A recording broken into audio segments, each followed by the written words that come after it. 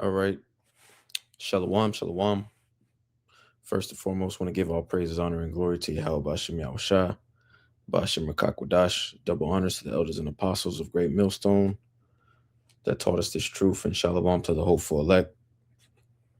All right, the Yakim and the Akwaf scattered around the four corners of the planet Earth that have returned to the obedience of the scriptures. All right, I'm the brother Arak from GMS Dallas, and I wanted to do a quick lesson through the spirit, wanted to make a note of this.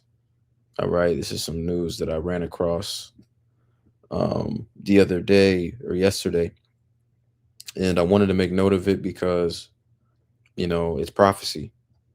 All right, and being that the testimony of our Lord is the spirit of prophecy, pursuant to Revelation 19:10. You know, we're constantly on the watch. We're constantly on the lookout for things happening around the world. All right, geopolitically, when it comes to this current world system, um, which, as the scriptures liken it, unto the harlot, that's riding upon the beast. All right, the harlot being Babylon the Great, and the beast with seven heads and 10 horns, um, being NATO and the EU. All right, the power structure that basically allows America and Esau to dominate the planet Earth the way that he's dominating. All right, this entire setup, this entire rulership, this entire government, so to speak, right? Which really it's a world government. All right, it was outlined in the scriptures, it was prophesied in the scriptures, and it's not an accident, it's not a coincidence. All right, everything is right on schedule because this is all a build up to the return of Yahushua. Okay, so I'm gonna start here. I'm gonna grab a couple precepts before I even get into the article. All right, just backing up a few things that I said. All right, this is Revelation chapter 13 and verse 1. I'm going to read this. It says, "And I stood upon the sand of the sea, and I saw a beast rise up out of the sea, having 7 heads and 10 horns, and upon his horns 10 crowns, and upon his heads the names of blasphemy." All right, now this is an actual beast. This is an actual, you know, creature, that John the Revelator sees, in the vision. But we know that this represents rulership, all right, or power structure, all right. And the way we know that is by Daniel the seventh chapter, all right. When you read Daniel the seventh chapter, you basically get the same type of imagery, all right, and you get the explanation of the vision, all right, where it basically is broken down how these beasts, all right, represent kingdoms. Okay, these beasts represent kingdoms. All right. So that's how we know through the scripture, through the spirit, the scriptures say, scriptures of no private interpretation, So we know that this beast right here in Revelation 13 and 1 is talking about NATO and the EU. All right, because when you read, all right, you read down, we go down to Revelation 13 and 16, all right, which is the MOTB scripture, the implantable sea hip. All right. This is an actual, implantable chip with that. All right. But the reason why they're doing that is because they're trying to basically cement. All right. They're basically trying to finalize and put the capstone on their power. All right. On their order. All right. Which is why we always talk about the NWO. All right. It's not the CHIP isn't the Revelation 13:16 is not talking about an embargo. It's not talking about white women. It's talking about an actual move, all right, an ordinance, a mandate that's going to be made on the planet Earth, commanding people to basically take it, get the implant, all right, or be discarded, and that's just what it is. Um, but I wanted to get something else too. Let me see real quick. All right, let's get this in Job chapter 14. All right, this is Job chapter 14 and verse 5. It says, seeing his days are determined, the number of his months are with thee. Thou hast appointed his bounds that he cannot pass. All right. So there's a time limit. There's a out of bounds, so to speak. All right, when it comes to how long Esau is going to rule. He's not going to rule forever. All right, and this is important because when you go into the article, all right, it's going to show you how basically the elite of Esau, they're speeding things up. All right, they're in a rush. All right, it almost seems like they're being rushed by something, and we know what that is. They're being rushed by the spirit of prophecy and this word going out. All right, because this word going out is not just empty words. The words that we're preaching and teaching is actually having a hand in destroying this kingdom. All right, we don't have to protest. We don't have to go out and bear arm. We don't got to do none of that. We don't got to do anything. All we got to do is teach. Prophesy. All right, the same way the walls of Jericho were chanted down, man. All right, but without further ado, I want to get into this article real quick because, like the title says, signs of the end. Okay, division among EU nations. All right, this is on usnews.com. It says 6 European economies vowed to drive progress on stalled projects. All right, so we're going to get into it. It says by Marina Martinez and Victoria. It says Berlin, all right, which is in Germany. It says January 28th, ministers from 6 leading European economies, including Germany and France, vowed to be drivers of the European progress as they tackled how to advance projects stalled by the EU's complex decision-making process at a time of geopolitical upheaval. All right, now, now there, in today's time, there are, 27, member countries. But when you go into the EU, and a matter of fact, let me share my screen. When you go into the EU, you had original members and then you had other nations, other economies that joined, as time progressed. All right. And this map actually gives a good illustration. We know that the NATO nations, all right, being the French, the Spanish, the British, the Greeks, the Romans, Germana Major and Germana Minor. All right, those comprise of those 7 heads, but you have the 10 horns as well. All right, that are basically, outlined, on this map.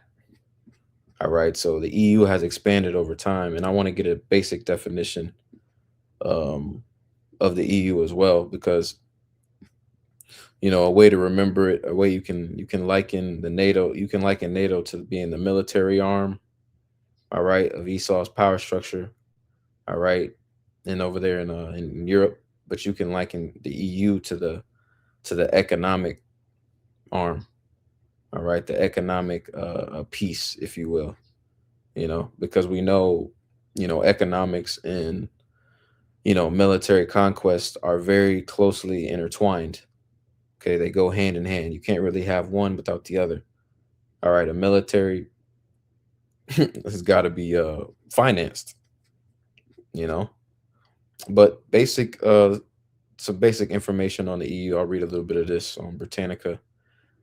It says the EU was created by the Maastricht Treaty, which entered into force on November 1st, 1993.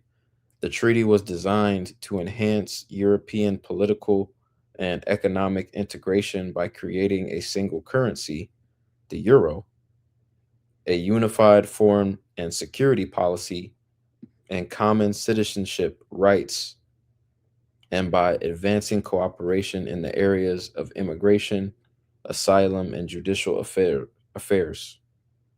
It says the EU was awarded the Nobel Prize for Peace in 2012 in recognition of organization's effort to promote peace and democracy in Europe.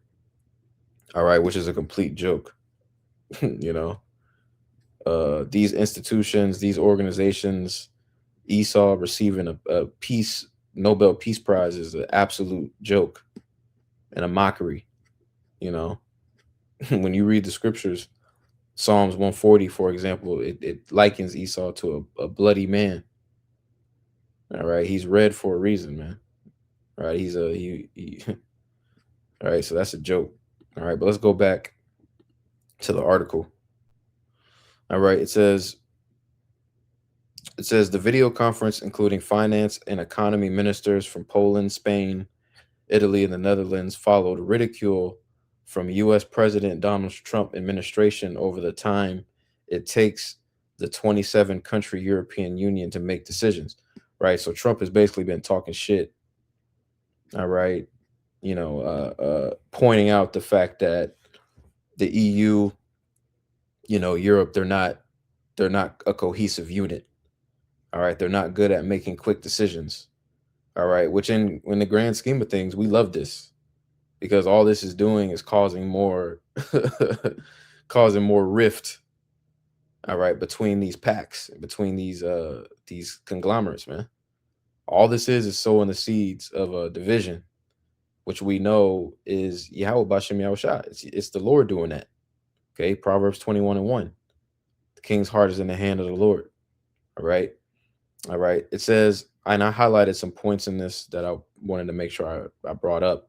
It says, as 6 major economies in Europe, we now want to be the drivers. German finance minister Lars Klingbeil said after the call, we are providing momentum. Others can join. What matters is strengthening our competitiveness and our defense capability. It says the idea of forging ad hoc coalitions. All right, let's look up this term ad hoc. All right, it says when necessary, right? Basically on the fly. It says the idea of forging ad hoc coalitions, allowing some EU countries to pursue projects without the need for agreement from all 27 has long tempted some members and has already been applied to key projects, including the euro currency. So what's basically being highlighted, in this article is the fact that this alliance, okay, the EU, it's not a real alliance. All right, it doesn't take all members, it's not a damn democracy. It doesn't take all the members to agree on something, for something to be put in place. All it takes is key players, making that decision. All right, which ultimately this just shows that this is going to break up. This is going to split. All right, the European Union is going to break apart. All right, and as the scriptures say in Revelation 17, all right, the 10 horns are going to hate the whore and burn her with fire. All right, matter of fact, let's get that.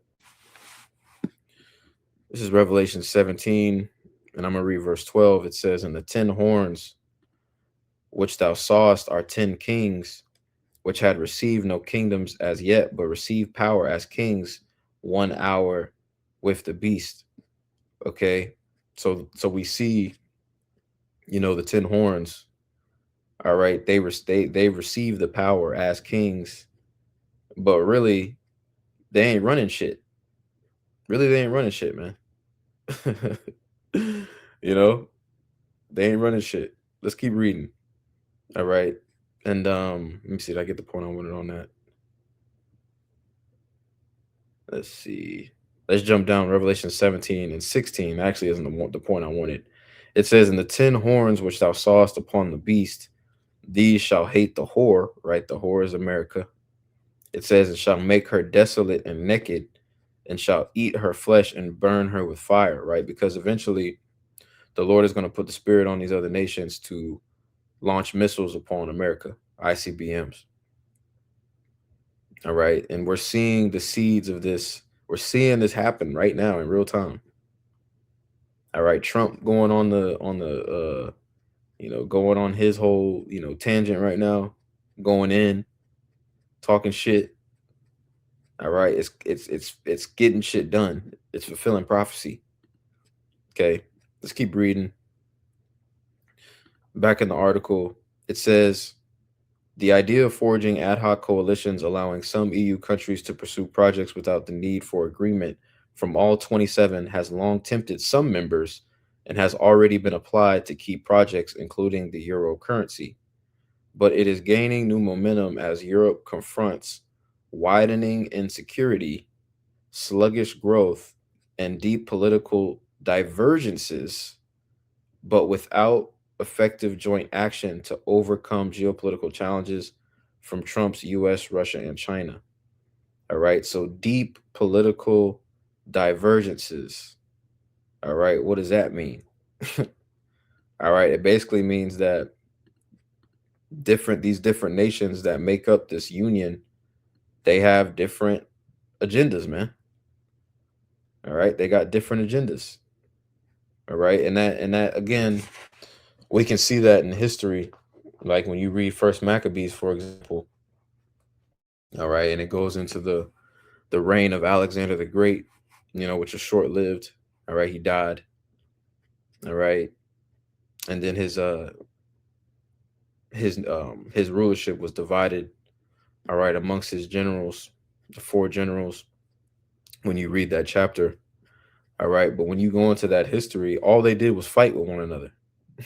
All they did was fight. All right, so the same thing is going to happen. All right, it says, and also that makes me think about Daniel too. All right. All right. This is Daniel. Let me get this real quick. This is Daniel chapter 2 and verse 43. All right. And when you read this chapter, all right, this chapter is also going into the dream. It's going into the dream that Nebuchadnezzar had, which was broken down by Daniel. All right. That basically outlined the rulerships that were to take place. All right. Babylon. All right. The Greeks, the Romans. All right. But also, Babylon the Great in this current system. Okay. Because this current system is Rome revived. All right. But this is Daniel chapter 2. And I'm going to read verse 43. All right. It says, and whereas thou sawest the iron mixed with miry clay, all right, and the iron represents, Rome's military might, America's military might. All right. Whereas thou sawest iron mixed with miry clay, they shall mingle themselves with the seed of men, but they shall not cleave to one another, even as iron is not mixed with clay. Right. So you have, America, right? You have the beast, okay, NATO and the EU. All right. They've been dominating the planet Earth. All right. Heaping under themselves, all manners of people, nations, and tongues. All right. Habakkuk 2 goes into that. All right. In his quest for world domination. But guess what? It's not going to work. All right. It's not going to work. And it's really that simple. Esau, you can try to establish, the NWO all you want. All right. You can try to get everybody under this banner of this technocratic, weirdo system, oppressive ass system, but it's not going to work. It's going to fail. All right. And like it says in Obadiah, the first chapter, those that you were in confederate with, they're going to turn on you. Right. This is Obadiah chapter 1 and verse 7. It says, all the men of thy confederacy have brought thee even to the border. The men that were at peace with thee have deceived thee and prevailed against thee. They that eat thy bread had laid a wound under thee. There is none understanding in him. Okay. So this is all going to fail, and we're watching it. We're watching it go to shit in front of our eyes, man. And it's beautiful. Okay, but let's go back to the article. It says the video conference, including finance and economy ministers from Poland, Spain, Italy, and the Netherlands, followed ridicule from the U.S. President Trump's administration over the time it takes the 27 27 country European Union to make decisions. Salaki, I already read that part. Let me jump down. It says,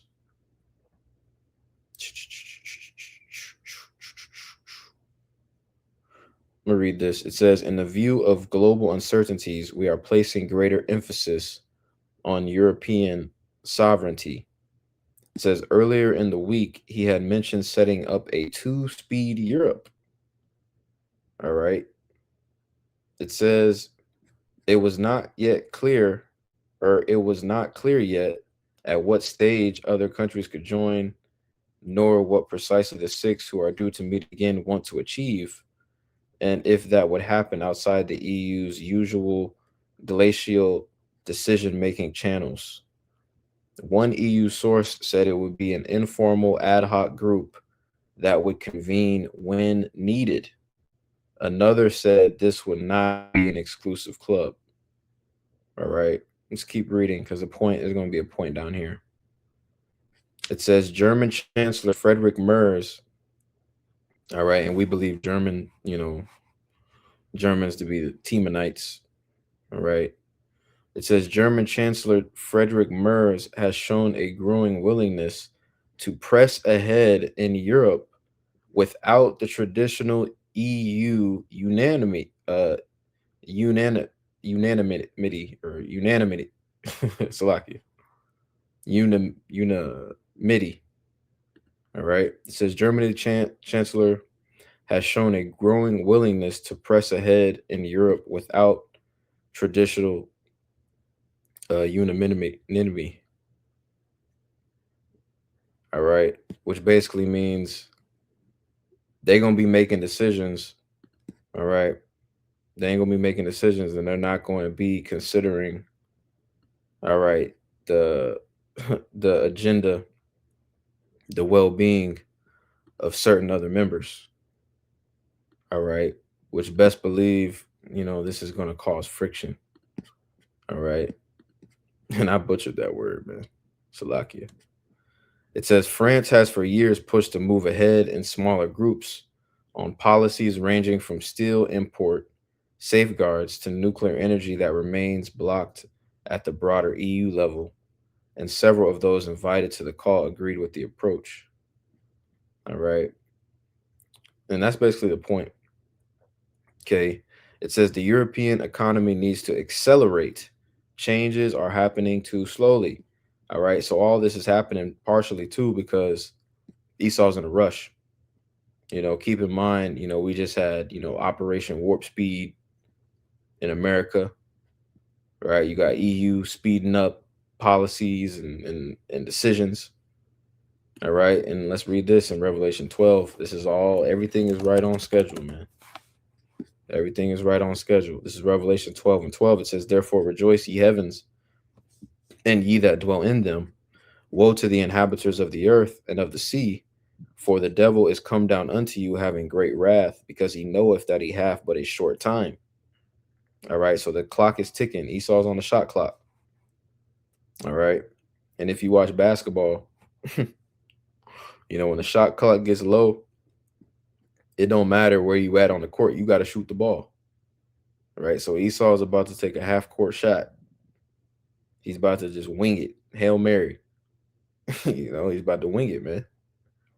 And I'll finish with this. All right, this is Matthew chapter 11.